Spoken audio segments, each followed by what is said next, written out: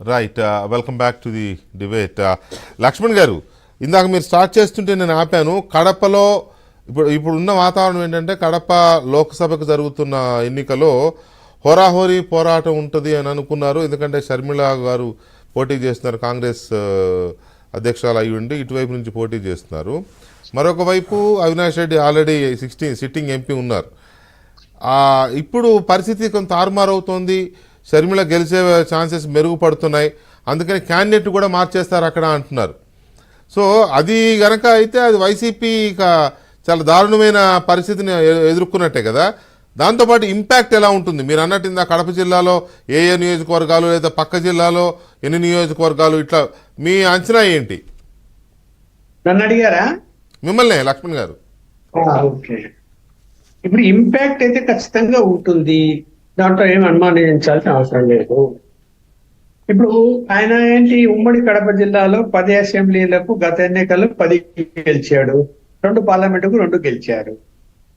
ఇప్పుడు 175 + 25 టార్గెట్ అని పెట్టుకొని ఏదైతే సంక్షేమ కార్యక్రమాలు ఇస్తున్నానో ఓటర్లందరూ నా వైపు ఉన్నారని చెప్పుకుంటున్నాడు. అంటే సరే, రాష్ట్రపతి పక్కన పెట్టి కడప జిల్లా వరకు మాట్లాడుతున్నప్పుడు, ఎస్, కడప జిల్లా మొదటి నుంచి కూడా తెలుగుదేశం పుట్టినప్పటి నుంచి కూడా రాజశేఖర రెడ్డి వైపు ఉండింది. నా కాంగ్రెస్ అనండి, రాజశేఖర రెడ్డి వైపు ఉండింది. సో రాజశేఖర రెడ్డి గారు ఆ విధంగా లీడర్షిప్ డెవలప్ చేసుకున్నాడు. ఆయన రెడ్డి కాంగ్రెస్ కి వెళ్ళినా కూడా ఆయనతో పాటు ప్రజలు ఉన్నారు. ఇవాళ వాళ్ళ యొక్క కుటుంబం నుంచి జగన్మోహన్ రెడ్డి, షర్మిల గారు సరే ఒకటిగా ఉన్నప్పుడు వాళ్ళతో ఉన్నారు, ఇప్పుడు ఒకటిగా లేరు, విడిపోయారు. దానికి తోడు తీవ్రమైన ఆరోపణ మీద పడి, మరి ఆయనకున్న ఆయనకున్న సరైన సమాచారము ఉంది అని నేను అనుకుంటున్నాను. ఉంది కాబట్టి ఏం చేస్తున్నాడు, దౌర్జన్యము లేదా డబ్బులు పంపిణీ, ఈ రెండింటి మీద ఆధారపడినట్టు నాకు తెలుస్తుంది. అవును, సరే, దౌర్జన్యాన్ని కంట్రోల్ చేసేది ఎలక్షన్ కమిషన్, దాన్ని ఏ విధంగా ఎన్డీఏ కూటమి చూసుకుంటుందో, దాన్ని కంట్రోల్ చేయగలుగుతుందా లేదా అనేది మనం చూస్తాం రాబోయే కాలం. కానీ డబ్బు పంపిణీ విషయంలో ఏదైతే ఉందో అది ఎలక్షన్ కమిషన్ నేను నమ్మడం లేదు, కంట్రోల్ అనేది లేని పరిస్థితి వచ్చింది. చెప్పనా, జస్ట్ 5 రోజుల క్రితము జగన్మోహన్ రెడ్డి గారికి, అది నిజమో కాదో నాకు తెలియదు, ఉన్న సమాచారం చెప్తున్నా, నాకు వచ్చిన సమాచారం మేరకు, మరి గెలుస్తారని అనుకున్నప్పుడు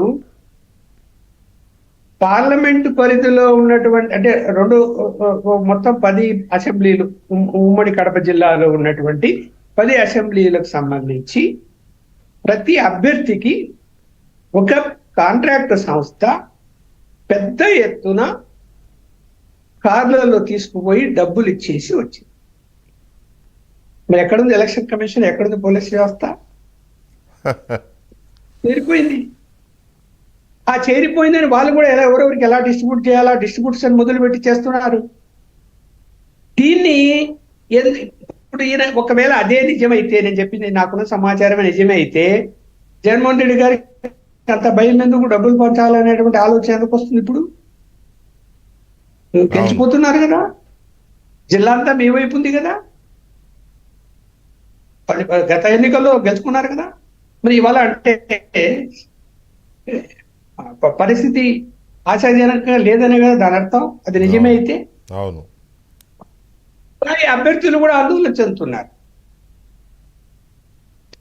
పోటీలో ఉన్న అభ్యర్థులు కూడా ఏమైపోతుందో ఏమో, మనం గెలుస్తామో లేదా అనేటువంటి అనుమానంలో వాళ్ళు పని చేయడానికి కూడా. చూడండి మీరు, చాలా మంది అభ్యర్థుల ముఖాల్లో కలలేదు. కరెక్టే. అది వాళ్ళ పర్యటనలో ఉత్సాహం